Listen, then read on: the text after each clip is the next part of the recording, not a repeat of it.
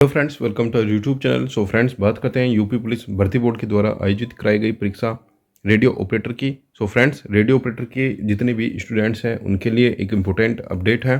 Friends, आपका जो result है वो जल्द जारी किया जाएगा। सो फ्रेंड्स, यदि आपके मिनिमम इतने नंबर आ रही है हमारे अकॉर्डिंग, तो आप अभी से अपनी तैयारी में लग जाए DVPST दौड़ की। बात करेंगे कि कब तक आपका DVPST और दौड़ हो सकती है। अब की लापरवाही आपको भारी पड़ सकती है जो भी कैंडिडेट अब लापरवाही करेंगे। सो फ्रेंड्स, चैनल पर पहली बार आए हो तो प्लीज़ चैनल को जरूर सब्सक्राइब कीजिए। फर्दर अपकमिंग अपडेट्स के लिए बेल नोटिफिकेशन प्रेस करना, जिससे सभी अपडेट्स आप तक प्राप्त होती रहे। आइए स्टार्ट करते हैं आज की वीडियो को।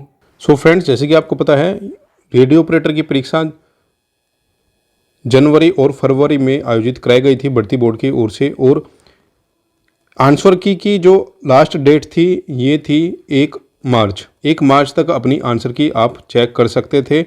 अब भर्ती बोर्ड की ओर से ऐसा भी हो सकता है कि इसकी फाइनल आंसर की जारी की जाए। पहली कंडीशन तो ये हो सकती है।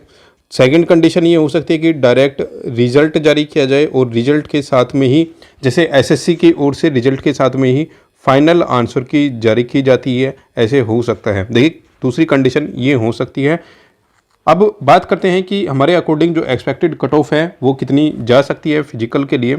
एटलीस्ट हमारे अकॉर्डिंग जो इतने नंबर लेके आ रहे हैं फ्रेंड्स, जो भी हम यहाँ पर नंबर की बात कर रहे होंगे उसमें आप ±5 नंबर जरूर लेकर चलोगे सभी कैटेगरी में, ठीक है।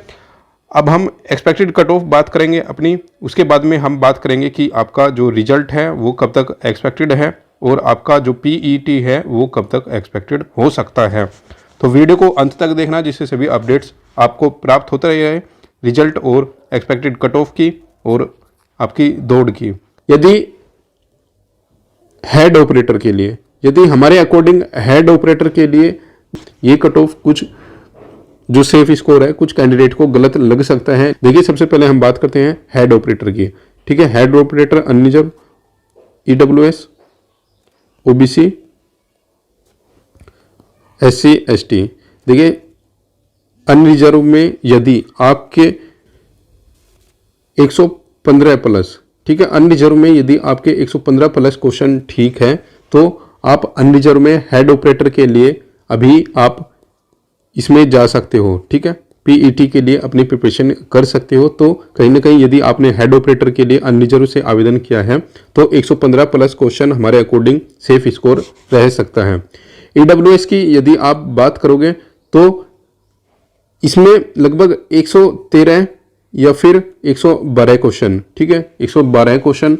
OBC के लिए यहाँ 114 से 115 क्वेश्चन ही आपको यहाँ पर देखने को मिल रही होगी, ठीक है। SC और ST यदि आपके 110 प्लस क्वेश्चन हैं तो कहीं ना कहीं यहाँ पर आप मान सकते हो कि हेड ऑपरेटर के लिए आपको PET के लिए बुलाया जा सकता है। फ्रेंड्स, काफ़ी कैंडिडेट ऐसे होंगे जिनको ये यहाँ पर गलत लग सकता है।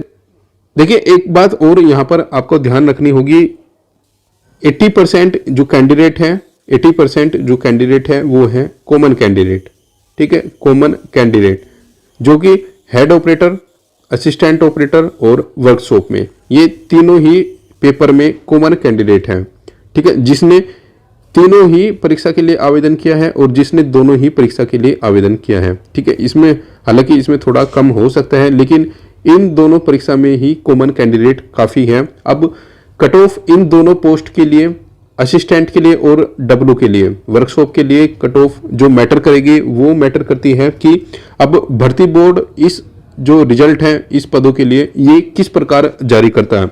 अब इसमें दो कंडीशन हो सकती है कि एक तो भर्ती बोर्ड तीनों ही पदों के लिए एक रिजल्ट जारी करेगा, ठीक है, तीनों का यानी कि एक साथ कंबाइन रिजल्ट जारी करेगा कि एक डेट को ही। दूसरी कंडीशन ये हो सकती है कि भर्ती बोर्ड तीनों ही पदों के लिए अलग अलग जो रिजल्ट है उसको जारी करे थोड़े थोड़े गैप के बाद, क्योंकि एक पोस्ट यदि यहाँ पर सपोज दैट आपकी हेड ऑपरेटर की पोस्ट है, हेड ऑपरेटर की आपकी कंप्लीट होगी प्रोसेस, उसके साथ साथ आपकी असिस्टेंट की भी चलती रहे, यानी कि रिजल्ट इन तीनों ही पदों के लिए अलग अलग रिजल्ट यदि दिया जाए तो कट ऑफ में थोड़ा बहुत 2 से 4% की यहाँ पर गिरावट आपको देखने को मिल सकती है।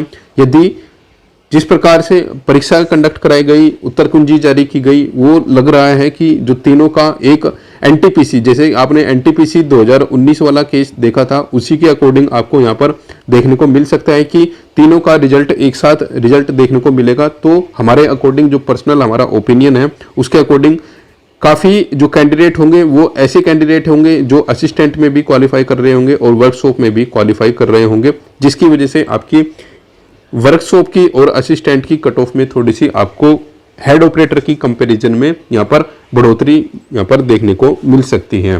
ठीक है, तो इसका रीजन यही है कि भर्ती बोर्ड थोड़ा सा इसमें बच्चों का हित करे और जो रिजल्ट है इसका इसमें देने के लिए कम से कम एटलीस्ट फिजिकल तक थोड़ा आगे पीछे इस चीज को रखे। ठीक है, अब बात करते हैं हमारे अकॉर्डिंग जो असिस्टेंट की जो कट ऑफ है वो क्या हो सकती है, असिस्टेंट में कितने जो बच्चे हैं वो सेफ स्कोर तक हो सकते हैं। देखिए फ्रेंड्स, यदि आपके 125 या फिर 120 असिस्टेंट के लिए, असिस्टेंट ऑपरेटर के लिए अन्य रिजर्व में यदि इतने क्वेश्चन ठीक है तो आप सेफ स्कोर में महसूस अपने आप को कर सकते हो। ठीक है, उसके बाद में हम बात करते हैं ओबीसी की। ओबीसी की यदि आप 118 से 122 क्वेश्चन, ठीक है, ईडब्ल्यूएस की 115 प्लस क्वेश्चन यदि आपके ठीक है तो आप अपने आप को सेफ महसूस कर सकते हो। एससी और एसटी, एससी के यदि आपके 110 प्लस क्वेश्चन जा रहे हैं और एसटी के यदि आपके 105 प्लस क्वेश्चन, ठीक है, तो हमारे अकॉर्डिंग जो असिस्टेंट ऑपरेटर यानी कि एओ की है ये फिजिकल के लिए क्वालिफाई कर सकते हैं। देखिए फ्रेंड्स, यदि हम 100% ये नहीं कह सकते कि सेफ स्कोर यही रहेगा, लेकिन हम हमारे अकॉर्डिंग ये केवल एक एक्सपेक्टेड सेफ स्कोर है। आप अपनी तैयारी करते रहिए, फिजिकल की भी और आगे की भी तैयारी करते रहिए। ठीक है, क्योंकि कट ऑफ केवल और केवल एक एक्सपेक्टेड अनुमान होता है। 100% जब तक ऑथोराइज नहीं हो जाता भर्ती बोर्ड की ओर से उनकी वेबसाइट पर, तभी आप इसको 100% मान सकते हो। केवल और केवल ये एक सेफ स्कोर है कि एटलीस्ट इतने रेंज में आने वाला बच्चा कहीं ना कहीं सेफ जोन में जा सकता है। ठीक है, अब बात करते हैं वर्कशॉप की। ठीक है, वर्कशॉप हैंड की हमारे अकॉर्डिंग क्या कट ऑफ हो सकती है। देखिए फ्रेंड्स, सबसे ज्यादा जो वेरिएशन आपको देखने को मिलेगा वो हेड ऑपरेटर के बाद यहाँ पर वर्कशॉप हैंड में ही आपको देखने को मिलेगा, क्योंकि कॉमन कैंडिडेट हम ऑलरेडी बता चुके हैं, कॉमन कैंडिडेट काफी होगा जो असिस्टेंट में भी है और वर्कशॉप में भी है। ठीक है, 1 या 2% ऐसे कैंडिडेट होगा जिसमें हेड की भी होगी, लेकिन जो मैक्सिमम जो कॉमन कैंडिडेट है वो हेड ऑपरेटर, असिस्टेंट ऑपरेटर और वर्कशॉप में होगा। तो इसका कहीं ना कहीं इफेक्ट जो पड़ेगा वो आपकी वर्कशॉप की कट ऑफ में पड़ेगा, क्योंकि यहाँ पर केवल और केवल 120 पद हैं। ये भी आपको ध्यान रखना होगा, 120 पोस्ट है और जो बच्चों ने पेपर दिया है, यदि आप 73,000 वहां पे थे तो उसका आप यदि आप 50% भी मानकर चलो, 70,000 भी मानकर चलो, लगभग 35,000 बच्चों ने पेपर दिया हुआ है। और इन 35,000 बच्चों में से लगभग 25,000 प्लस बच्चा ऐसा होगा जिन्होंने असिस्टेंट में भी आवेदन किया है और वर्कशॉप में भी आवेदन किया है। तो हमारे अकॉर्डिंग जो वर्कशॉप हैंड का जो एक्सपेक्टेड जो सेफ स्कोर हो सकता है अनरिजर्व का, ये हो सकते हैं 130 प्लस क्वेश्चन। ठीक है, 130 प्लस। ओबीसी के हो सकते हैं, ओबीसी के कम से कम आपको यहां पर 125 प्लस क्वेश्चन रखने होंगे। ईडब्ल्यूएस के 120 प्लस क्वेश्चन और एससी एसटी के आप यहां से 5 क्वेश्चन माइनस कर सकते हो, 5 क्वेश्चन यहां से आप माइनस कर सकते हो। सो फ्रेंड्स, हमारे अकॉर्डिंग ये एक सेफ स्कोर हो सकता है। अब काफी कैंडिडेट बोल रहे होंगे कि इतना नहीं जाएगा, अब ऐसा आप बिल्कुल भी नहीं कह सकते कि मैक्सिमम जो कैंडिडेट होंगे वो क्वालिफाई नहीं कर पाएंगे। देखिए फ्रेंड्स, जैसे अभी तक कैंडिडेट्स के द्वारा शेयर किया गया है, मैक्सिमम कैंडिडेट अपने चारों सेक्शन पास कर चुके हैं। इतना भी डिफिकल्ट ये एग्जाम नहीं था कि चारों सेक्शन यहाँ पर कोई भी पास न कर पाया हो। मुश्किल से जितने कैंडिडेट ने अपीयर हुआ है एग्जाम में, उसका 2 से 5% जो कैंडिडेट है वो ऐसा है जो किसी एक सेक्शन में क्वालिफाई नहीं कर पाया है।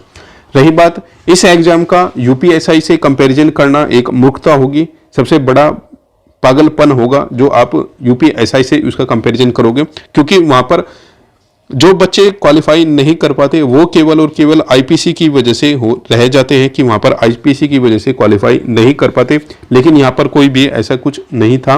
मैक्सिमम यहाँ पर साइंस की वजह से आप बोल सकते थे कि साइंस की वजह से क्वालिफाई नहीं कर पाएंगे, लेकिन मिक्सअप क्वेश्चन होने की वजह से, मिक्स क्वेश्चन होने की वजह से मैक्सिमम जो कैंडिडेट है वो चारों सेक्शन क्वालिफाई कर रहे हैं। क्योंकि आपने देखा होगा मैथ के पोर्शन में आपको रीजनिंग भी मिली है, मैथ के पोर्शन में आपको जीएस भी मिली है, जीएस में मैथ मिला है, यानी कि मिक्सर के फॉर्म में आप मान सकते हो। तो इस प्रकार हम मान सकते हैं 2 से केवल 5% ही बचा ऐसा है जो सभी सब्जेक्ट क्वालिफाई नहीं कर पाया है। मैक्सिमम सभी कैंडिडेट चारों सेक्शन पास किए हैं। ये थी हमारे अकॉर्डिंग एक्सपेक्टेड जो कट ऑफ थी, हमारे अकॉर्डिंग ये कट ऑफ थी। ऑलरेडी हम इस चीज़ को बोल चुके हैं, जो भी एक्सपेक्टेड कट ऑफ होगी उसमें आप +- कर कर चलोगे सभी कैटेगरी में। अब बात करते हैं कि आपका जो रिजल्ट है वो कब तक जारी किया जा सकता है। फ्रेंड्स, हमने अपनी प्रीवियस वीडियोस में भी आपके एग्जाम के रिजल्ट के रिगार्डिंग बातें बताई है और हमने पहले भी ये चीज़ें आपके साथ शेयर की थी कि आपका जो रेडियो ऑपरेटर का जो परिणाम होगा वो केवल और केवल कोड ऑफ कंडक्ट पर ही डिपेंड करेगा। ठीक है, इससे पहले भी हमने काफ़ी वीडियोस आपके एग्जाम के रिगार्डिंग बनाई हैं। देखिए, कोड ऑफ कंडक्ट भी लग चुका है और आपको इस बात की भी जानकारी होगी कि कोड ऑफ कंडक्ट में ऑन गोइंग जो रिक्रूटमेंट है उन पर कोई इफेक्ट नहीं रहेगा। ठीक है, ऑन गोइंग जो रिक्रूटमेंट है उनको कंप्लीट कराया जा सकता है। इलेक्शन कमीशन ने सभी भर्ती बोर्ड्स को इसके रिगार्डिंग डायरेक्शंस दिए हैं कि आप जो ऑनगोइंग रिक्रूटमेंट है आपके बोर्ड में आप उनको कंटिन्यू रख सकते हो। तो इसका मतलब ये हो गया है कि आपकी जो रेडियो ऑपरेटर की जो परीक्षा है उस पर कोड ऑफ कंडक्टर का कोई मैटर नहीं है। तो यानी कि आपकी जो भर्ती है वो कंप्लीट अपने तरीके से भर्ती बोर्ड इसको कर सकता है। देखिए, इससे पहले हमने जब एक वीडियो बनाई थी अपने यूट्यूब चैनल पर, उसमें हमने आपको बताया था कि आपका जो रिजल्ट है वो 15 अप्रैल के अप्रोक्सीमेट आपको देखने को मिल सकता है। तो फ्रेंड्स, हम आज भी इसी बात को अब एक बार फिर से आपके लिए रिपीट कर रहे हैं कि आपका जो रिजल्ट है ये 15 अप्रैल के आसपास ही आपको देखने को मिल रहा होगा। सो फ्रेंड्स, जितने भी रेडियो ऑपरेटर के स्टूडेंट्स हैं ये इस बात को ध्यान दें कि आपका जो रिजल्ट है वो 15 अप्रैल के आसपास आपको देखने को मिल रहा होगा। ठीक है, इसके बाद में बात करेंगे कि आपका जो यदि 15 अप्रैल के आसपास परिणाम घोषित होता है तो आपका DVPST कब तक हो सकता है। देखिए फ्रेंड्स, जैसा ही भर्ती बोर्ड का प्रीवियस ईयर्स का कुछ रिकॉर्ड रहा है, तो जैसे ही भर्ती बोर्ड की ओर से DVPST के लिए रिजल्ट जारी किया जाता है तो रिजल्ट के विद इन 1 वीक, ठीक है, विद इन 1 वीक में ही आपका जो DVPST है उसको स्टार्ट किया जाता है।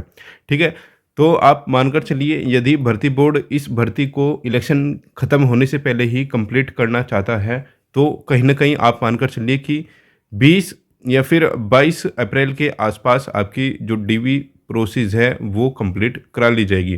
क्योंकि अप्रैल में गर्मी का सीज़न ज़्यादा हो जाता है, गर्मी बढ़ने लगती है और मई जून में आते आते गर्मी और ज़्यादा बढ़ जाती है। तो कहीं ना कहीं आप मानकर चलिए कि ये केवल और केवल ये 8 से 10 दिन यदि अप्रैल के आप लेकर चलो, भर्ती बोर्ड के पास में केवल ये 8 से 10 दिन ही रहने वाले हैं कि भर्ती बोर्ड कोशिश करेगा कहीं ना कहीं आपका जो फिजिकल है उसको अप्रैल में ही कंप्लीट करा लिया जाए।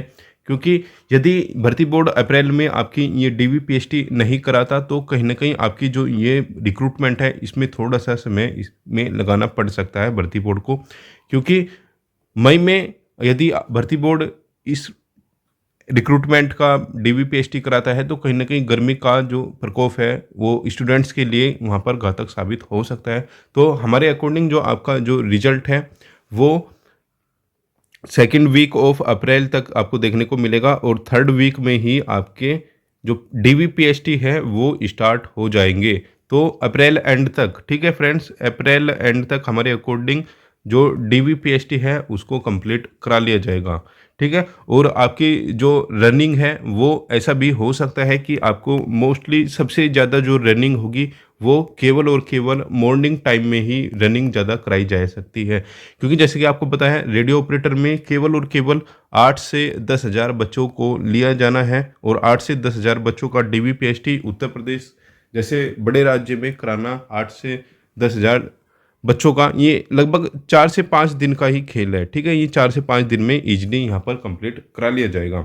सो फ्रेंड्स, आप मानकर चलिए कि यदि अप्रैल में आपका डीवीपीएसटी कंप्लीट होता है, डीवीपीएसटी यदि कंप्लीट हो जाता है तो मई एंड में आपका जो रेडियो ऑपरेटर है इसका आपको फाइनल रिजल्ट देखने को मिल रहा होगा, ठीक है। मई एंड में यानी कि आप मानकर चलिए कि मिड जून, ठीक है, मिड जून मैक्सिमम, ठीक है, मिड जून, ठीक है, मिड जून में रेडियो ऑपरेटर फाइनल रिजल्ट आपको देखने को मिलेगा, ठीक है। ये यहाँ पर हमने लिख दिया है, ठीक है। ये चीज़ें आपको यहाँ पर ध्यान रखनी होगी। मिड जून में आपको रेडियो ऑपरेटर फाइनल रिजल्ट, ठीक है, ये आपको देखने को मिल सकता है। तो आप इसके अकॉर्डिंग ही अपनी तैयारी करते रहिए। जितने भी कैंडिडेट ये वीडियो देख रहे हैं, अप्रैल में ही आप मानकर चलिए कि आपकी जो दौड़ है वो कंप्लीट करा ली जाएगी। भर्ती बोर्ड इस भर्ती को रैपिड फायर की जैसे ही कंप्लीट कराने की कोशिश करेगा। जैसे ही आपका रिजल्ट जारी होगा उसके लगभग 3 से 4 दिन के अंदर अंदर ही आपकी दौड़ कराई जाएगी, ठीक है फ्रेंड्स।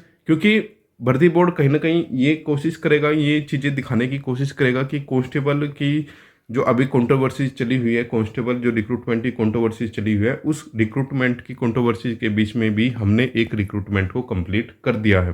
हालांकि इस रिक्रूटमेंट में क्या चीज़ें हुई हैं, क्या चीज़ें नहीं हुई है, वो भी कैंडिडेट को सब अच्छे से पता है।